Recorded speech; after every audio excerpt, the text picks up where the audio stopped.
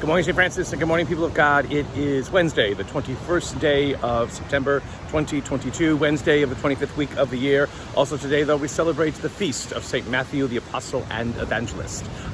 Still in Riceville Beach, day 3 of the priest retreat. Surfers are out, low tide is approaching, and so it is another glorious, beautiful day here at Riceville Beach. Let's see, the Apostles, Mark is celebrated in April, Matthew in September, Luke in October, John in December. So we get our 4 apostles in, or our 4 evangelists in at the end of at the beginning and then towards the end of the liturgical year. Let's see. Today. So today there are special readings from Matthew, and the first reading is from Ephesians, in which Paul is writing to the Ephesians about the different gifts people are supposed to have as believers in the world and how they are supposed to put them to use.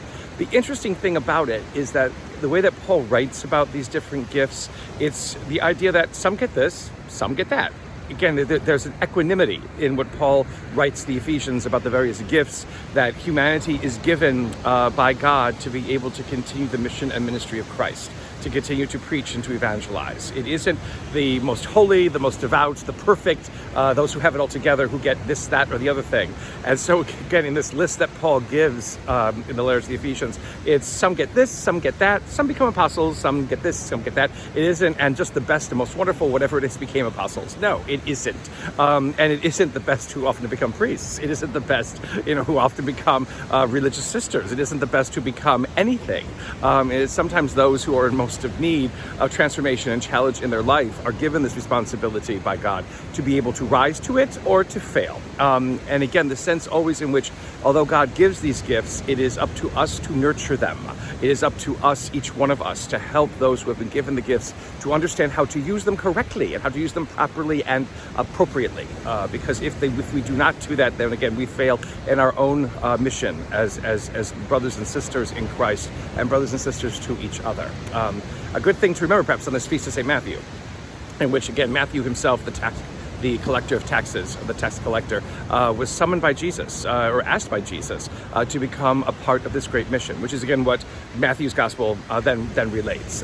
He is not Zacchaeus. Zacchaeus is in Luke, and Zacchaeus is a more colorful story. Zacchaeus perhaps should have become an apostle too, but Matthew collects taxes. He's hated by everybody, and nobody likes him. And then all of a sudden, Jesus says, "Hey, come be a part of me." And Matthew just leaves everything to be able to do so. What charismatic call by Christ! What charismatic personality that Christ carried allowed somebody like Matthew, who would have been set for life in his job, basically to leave it all behind and become part of an itinerant preaching group. But Matthew does. And the way the Pharisees and scribes object to this, Jesus basically responds and says that the sick do not need a physician. No, that the well do not need a physician, the sick do, and that he has come because he desires mercy and not sacrifice.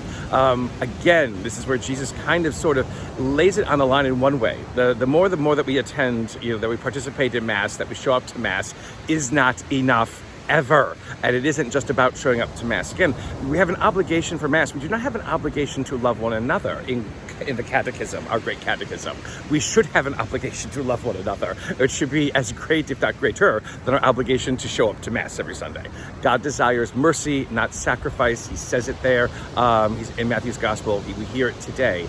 It's important for us to listen to it, to take that seriously, and to understand what it means to be people for each other in that spirit of Christ. And may the Lord give you his peace.